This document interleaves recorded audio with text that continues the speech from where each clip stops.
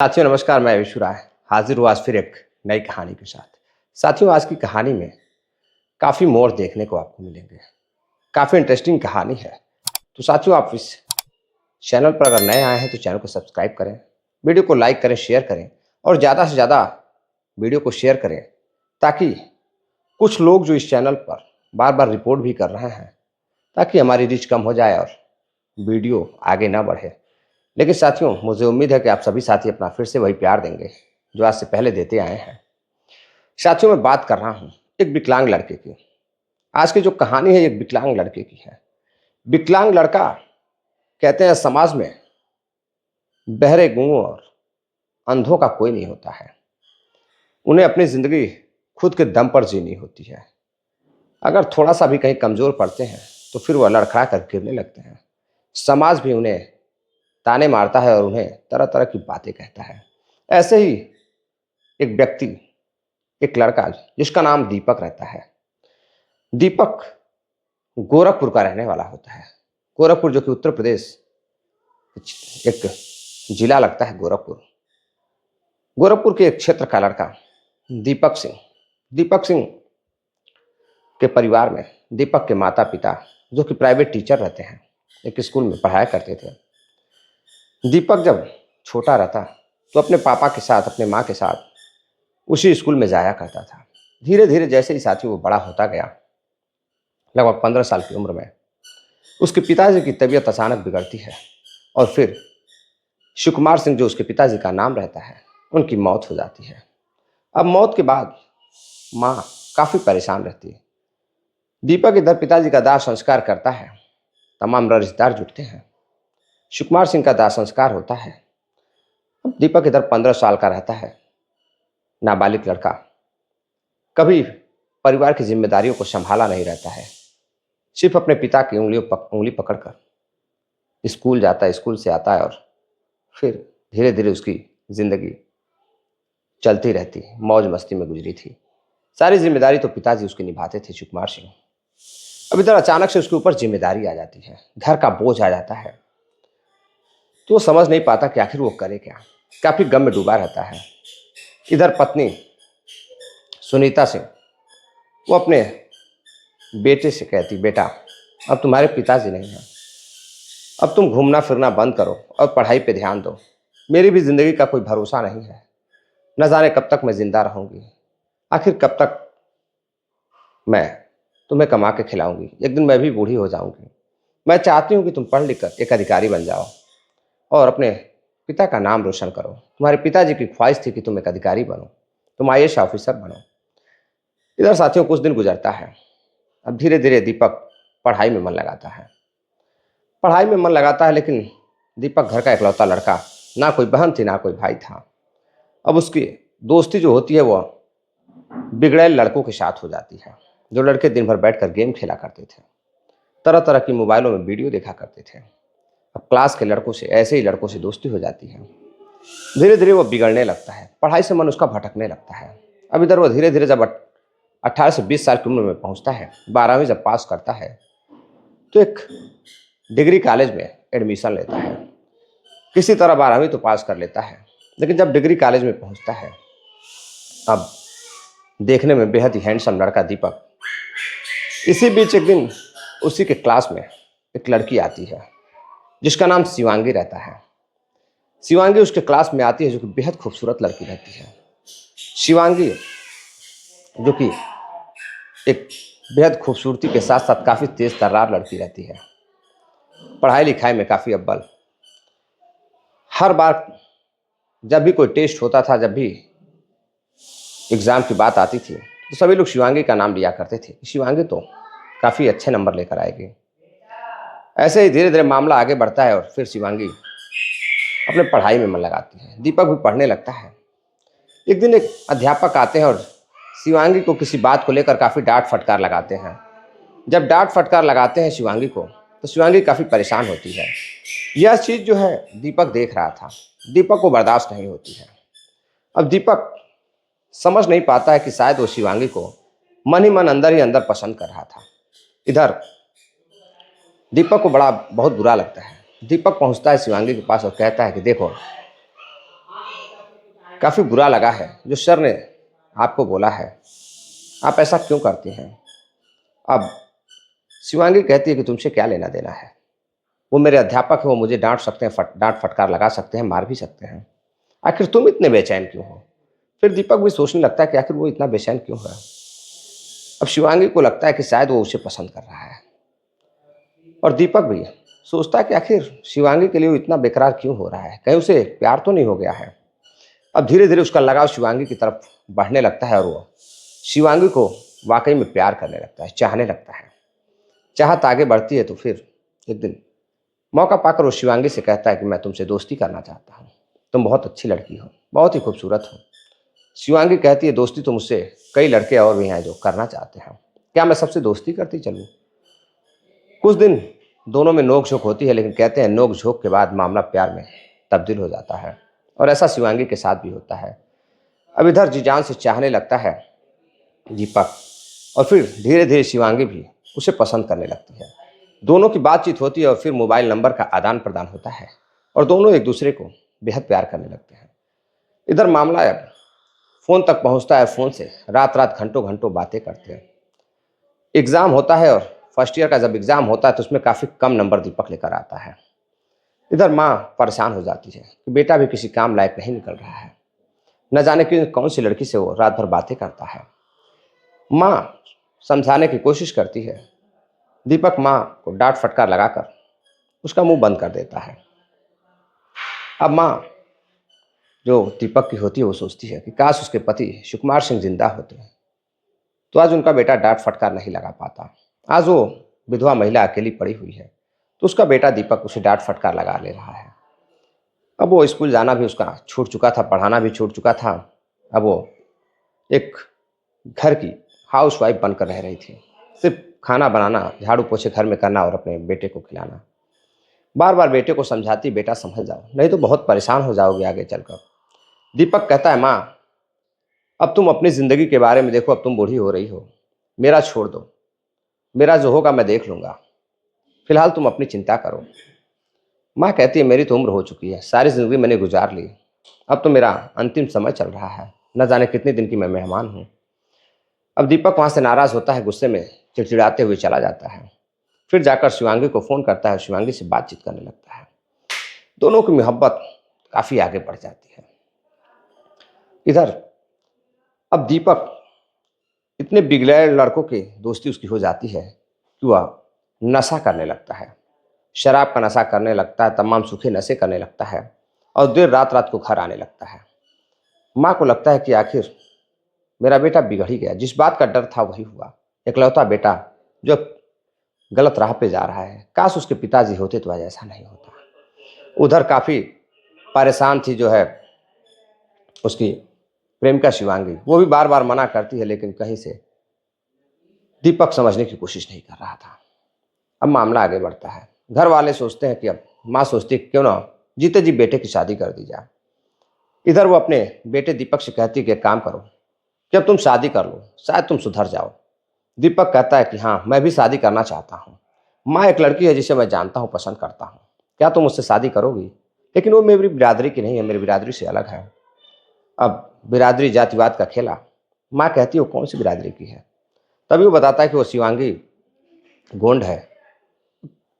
अब जैसे ही यह बात सुनती है, माँ कहती है नहीं, समाज क्या कहेगा, ताने बाने मारेगा, मैं तो यूं ही मर जाऊंगी। दीपक लाख मना करता है, समझाता है।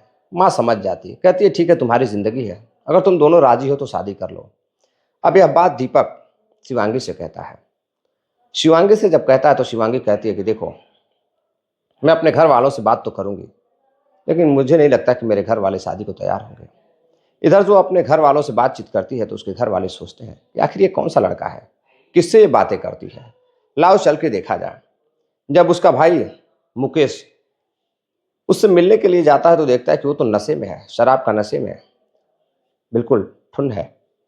अब ये देखकर मुकेश वहाँ से अपने घर जाता है और अपने जाके माँ बाप को बताता है कि पिताजी, शिवांगी जिसे पसंद करती है वो लड़का तो शराबी है, कबाबी है, उससे शादी हम कैसे कर सकते हैं।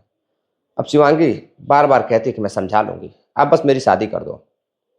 अब इधर उसके पिताजी कहते हैं कि ठीक है, मैं कुछ सोचता हूँ। अब उसके पिताजी परिवार के साथ बातचीत करते हैं और कहते हैं कि इसकी शादी जल्द से जल्द करनी होगी। यह जवान हो चुकी है, बड़ी हो चुकी है और यह बहक रही है। आज अगर दीपक से शादी कर देंगे तो कल को दीपक और नशा करेगा, हो सकता है इसको मारे पीटे छोड़ दे। आज तो ये प्रेम में पागल है, इसे कुछ समझ में नहीं आ रहा है। कल को जब इसकी स्थिति खराब हो जाएगी तब शायद इसको समझ में आए। इससे अच्छा है कि यह सोचने समझने की क्षमता इसकी प्यार में खत्म हो चुकी है। यह बिल्कुल प्यार में पागल है, तो इससे पहले इसको यहाँ से हटा दिया जाए। अब वो फौरन इस शादी देखने लगते हैं। इधर दीपक शिवांगी से बातचीत करता है और जब घर वालों को ये सब पता चल जाता है कि ये छुप छुप के बातें भी कर रहे हैं, फोन पे बातें हो रही है, तो परिवार वाले अब शिवांगी को डांट फटकार लगाते हैं और कहते हैं कि कुछ भी हो जाए हम उस शराबी से तुम्हारी शादी नहीं कर सकते हैं। अब इधर यह बात वह दीपक से कहती है। दीपक कहता है कि मैं शराब छोड़ दूंगा, मैं तुम्हारे लिए सब कुछ छोड़ दूंगा। लेकिन जब यह बात शिवानी अपने माता पिता से कहती है तो मानने को तैयार नहीं होते हैं। कहते हैं एक शराबी कभी सुधर नहीं सकता है। अब उसका फ़ोन वो छीन लेते हैं और उसे एक बंद कमरे में रखने लगते हैं। शादी फिक्स हो जाती है और इधर दीपक काफ़ी परेशान रहता है कि आखिर शिवानी का फ़ोन क्यों नहीं लग रहा है, क्यों स्विच ऑफ आ रहा है, आखिर बात कैसे होगी। अब एक दिन अचानक वह शराब के नशे में शिवांगी के घर पहुंच जाता है। वहां जाकर शिवांगी के परिवार वालों को बाहर चिल्ला चिल्ला कर बुलाता है। जब उसके परिवार वाले आते हैं तो वह कहता है शिवांगी कहाँ है, मुझे पता है तुमने उसे किडनैप करके रखा है, घर में बंद करके रखा है, तुम उसे बाहर निकालो वरना मैं पुलिस बुला दूंगा। तमाम धमकियां देने लगता है। अब आसपास के लोग जुटते हैं। शिवांगी के पिताजी को लगता है कि ये तो काफ़ी बदनामी हो रही है। अब उसके पिताजी शिवांगी को बुलाते हैं और कहते हैं इसे डांट कर यहाँ से भगा दो। तुम इसी व्यक्ति से, इसी लड़के से शादी करना चाहती थी जो शराब के नशे में पागल हो रहा है, आकर यहाँ बदनामी करा रहा है। शिवांगी उसे डांट फटकार लगाती है और कहती है कि मैं तुमसे शादी नहीं करना चाहती हूँ, और रोते हुए घर चली जाती है। इधर दीपक की जमकर मोहल्ले वाले और लोग मिलकर पिटाई करते हैं। पिटाई होने के बाद अब दीपक किसी तरह से लंगड़ाता हुआ गिरते पड़ते घर पहुंचता है। माँ जब देखती है तो उसकी स्थिति को देखकर हैरान रह जाती है कि क्या था और क्या हो गया। इधर तकरीबन साल 2024 में 26 मार्च के आसपास, 26 से 27 मार्च के आसपास शिवांगी की शादी हो जाती है। और जब यह बात दीपक को पता चलती है तो दीपक भी और शराब पीने लगता है। साथियों, बात यही नहीं खत्म होती है। कुछ ही दिनों बाद उसकी माँ की भी मौत हो जाती है और दीपक अब अकेला रहने लगता है। घर में कोई नहीं था। एक दिन रात को जब वह शराब के नशे में अपने घर की तरफ जा रहा था, रात तकरीबन 11 बजे, तभी एक पीछे से आ रही कार से उससे जोरदार टक्कर लगती है और वह गिर जाता है। दिमाग में चोटें आती है, पैर के ऊपर से कार निकल जाती है। आसपास जो लोग वहाँ से गुजर रहे थे वो ले जाकर हॉस्पिटल में एडमिट कराते हैं। हॉस्पिटल में एडमिट होता है, बेहोशी की हालत में रहता है। उसका दिमाग नहीं काम कर रहा था। कम से कम 1 हफ्ते लग जाते हैं दीपक की जो परिस्थिति है दिमागी रूप से वो सुधरने में। जो दिमागी हालात थे वो काम नहीं कर रहे थे, उसके अस्वस्थ हो चुका था। जब वह स्वस्थ होता है, थोड़ा सा आंखें खोलता है और कुछ सोचने समझने की शक्ति जब उसके पास आती है तो उठकर बैठता है। डॉक्टर कहते हैं आराम से बैठो, तुम अब सही हो। लेकिन जैसे ही वो चलने की कोशिश करता है, डॉक्टर कहते हैं तुम चल नहीं सकते हो, तुम्हारा जो एक पैर है वो काट दिया गया है। वह इस स्थिति में नहीं था कि उसे किसी भी तरह से इलाज तुम्हारा हो सके। अब दीपक जब यह देखता है कि एक पैर का विकलांग हो गया है तो वह बार बार बेहोश हो जा रहा था। उसे समझ में नहीं आ रहा था कि वह करे तो क्या करे। किसी तरह से कुछ आसपास के लोग आते हैं, उसे घर लेकर जाते हैं।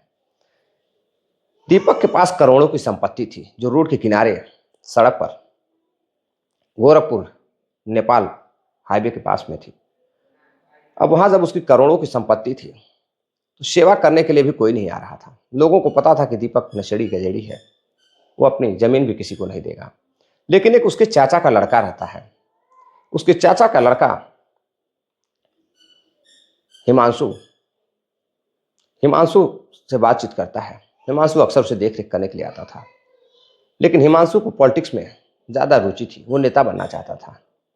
वह कहता है कि देखो भाई, तुम्हारी कोई देख रेख नहीं कर पाएगा, एक काम करो कि तुम मेरे घर चलो, मेरे घर रहो।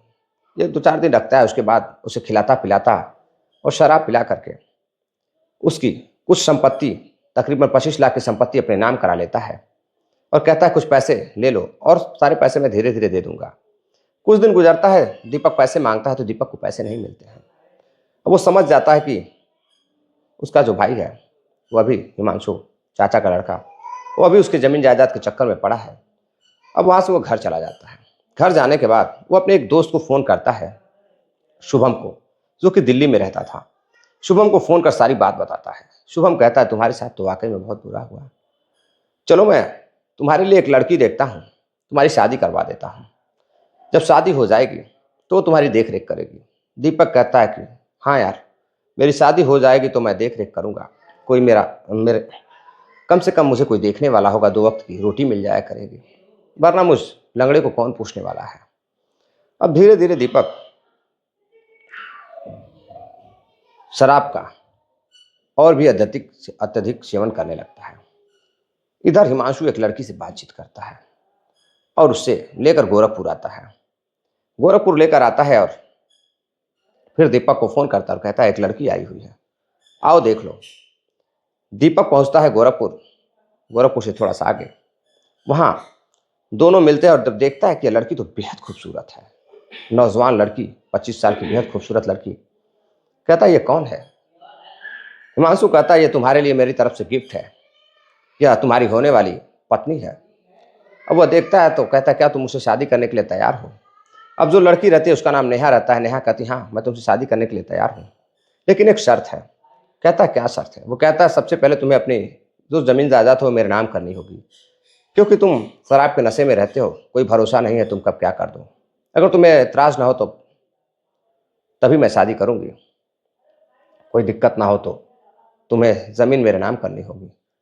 इधर दीपक सोचता है कि मेरी शादी हो जाएगी, घर पे रहेगी, 2 वक्त की रोटी मिलेगी, ज़मीन लेकर मैं क्या करूँगा। अब वो फ़ौरन ही अगले दिन जो भी ज़मीन थी करोड़ों की, वह उसके नाम कर देती है, नेहा के नाम कर देता है। नाम करने के बाद अब जाकर वह एक मंदिर में शादी करते हैं दोनों। शादी करने के बाद अब शुभम दिल्ली चला जाता है करवाने के बाद, और वह अपनी पत्नी को घर लेकर जाता है। जैसे ही रात होती है वह काफ़ी बेताब रहता है अपनी दुल्हन के लिए कि वह बेड पर आए, उससे बातचीत करे। और जब वह बेड पर जाती है कमरे में तो उसके पास जाता है, उसे टच करने की कोशिश करता है तो नेहा कहती है कि आज मेरी तबीयत खराब है, कल बातचीत करेंगे, आज नहीं, आज मुझे प्लीज़ सोने दो। ऐसे करते करते 2-3 दिन गुजर जाते हैं। तभी दीपक कहता है आखिर तुम चाहती क्या हो? ज़मीन भी मैंने तुम्हारे नाम कर दी और जो मुझे चाहिए वो तुम दे नहीं रही हो। तभी वो लड़की कहती है तुम्हारे बस की बात नहीं है, तुम तो लंगड़े हो, तुम कुछ करने के लायक भी नहीं हो। एक काम करो, तुम मुझे तलाक दे दो। अब जब तलाक की बात आती है मात्र शादी के 3-4 दिन बाद ही, तो दीपक उससे झगड़ा करने लगता है। कहता है कि मैं तुम्हारा मकसद समझ गया। वो फ़ौरन हिमांशु को फ़ोन करता है और हिमांशु कहता है कि तुम्हारा मामला है, तुम लोग समझ लो, मेरा काम शादी तक था, मैंने तो शादी करा दिया। अब साथियों दोनों के बीच झगड़े होते हैं, नेहा और दीपक के बीच। झगड़ा इतना बढ़ जाता है कि नेहा गुस्से में उसे धक्का मारती है और वह नीचे गिर जाता है। उसे चोटें लग जाती हैं, इससे चोट लगती है कि वो बेहोश हो जाता है। और उसके बाद नेहा वहाँ से अपना बैग पैक करती है, जो भी सामान था उसे पैक करती है और फिर वह दिल्ली निकल जाती है। अगले दिन जब आंखें उसकी खुलती है, तकरीबन घटना रात के 12 बजे की रहती है, तो वो सोचता है, जाके कमरे में देखता है तो कहीं नेहा दिखाई नहीं दे रही थी। वो समझ जाता है कि नेहा फरार हो चुकी है। अब वो आसपास के लोगों से कहना चाहता था, लेकिन वो सोचता है बड़ी बदनामी होगी, वो करे तो क्या करे। अब वो पुलिस को फ़ोन करता है और सारी जानकारी देता है। सर एक लड़की, एक दोस्त ने शादी कराई थी और वह मुझे ठग कर चली गई, वो लुटेरी दुल्हन थी। इधर पुलिस कहती है ठीक है, हम जांच पड़ताल कर रहे हैं। साथियों जांच पड़ताल करते करते 15 दिन गुजर जाते हैं, लेकिन कुछ नहीं होता है। फिर से दीपक जाता है और फिर से पुलिस से पूछता है तो पुलिस कहती है जांच पड़ताल हो रही है, हम उस लड़की को बहुत जल्द गिरफ्तार कर लेंगे। साथियों लड़की को गिरफ्तार किया जाता है, शिवांगी को, और जब उससे पूछताछ की जाती है तो वो कहती है कि साहब ये मुझे मारता पीटता है शराब के नशे में, इसलिए मैंने इसको छोड़ दिया है। मैंने इसका क्या लूटा है? ज़मीन जो इसने खुद अपने मन से मेरे नाम से की है, इससे पूछ लीजिए। वो कहता है हाँ साहब, मैं अपने मर्जी से शादी के लिए ज़मीन को इसके नाम कर दिया था। शिवांगी कहती है साहब मैंने कुछ नहीं लूटा है, मैं इसे तलाक चाहती हूँ, मैं इसके साथ नहीं रहना चाहती हूँ। अब उल्टा केस बढ़ता हुआ देख दीपक कहता है ठीक है साहब, इसे जाने दीजिए।